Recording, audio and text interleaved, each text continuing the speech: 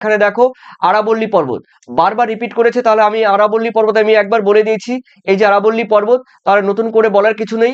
এরপরে তোমাদের রয়েছে দেখো চিল্কা হ্রদ, চিলিকা হ্রদ বা চিল্কা হ্রদ, এটা রয়েছে উড়িষ্যায়। কোথায় আছে দেখি চিল্কা হ্রদ, এই দেখো চিল্কা হ্রদ, এই যে এই অঞ্চলটা তোমরা দেখতেই পাচ্ছ, এটি পুরো ক্লিয়ারলি তোমরা দেখতে পাচ্ছ চিল্কা হ্রদ, ঠিক আছে, পূর্ব ভারতে একটি হ্রদ।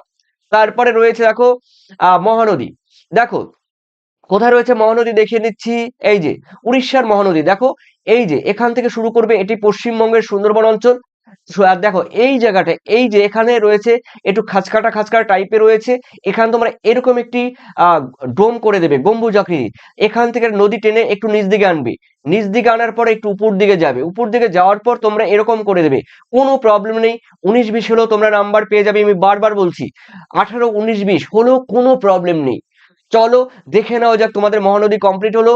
ভারতের একটি শুষ্কতম অঞ্চল, দেখো ভারতের একটি শুষ্কতম অঞ্চল আমরা কোথায় বলবো, দেখো ভারতের একটি শুষ্কতম অঞ্চল বলতে পারি আমরা জয়সলমীর, ঠিক আছে, এই যে জয়সলমীর, এই জয়সলমীর হলো ভারতের একটি শুষ্কতম অঞ্চল।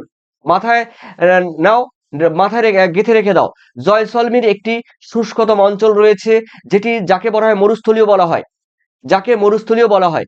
তারপরে রয়েছে দেখো কৃষ্ণ মৃত্তিকা অঞ্চল, অনেকবার রিপিট করেছে, এটিও কিন্তু এবারের ক্ষেত্রে খুবই ভিভিআই শুষ্ক অঞ্চল, এটিও খুবই গুরুত্বপূর্ণ একটি মানে ম্যাপ পয়েন্টিং এর ক্ষেত্রে গুরুত্বপূর্ণ একটি কৃষ্ণ মৃত্তিকা অঞ্চল আমরা দেখে নিচ্ছি।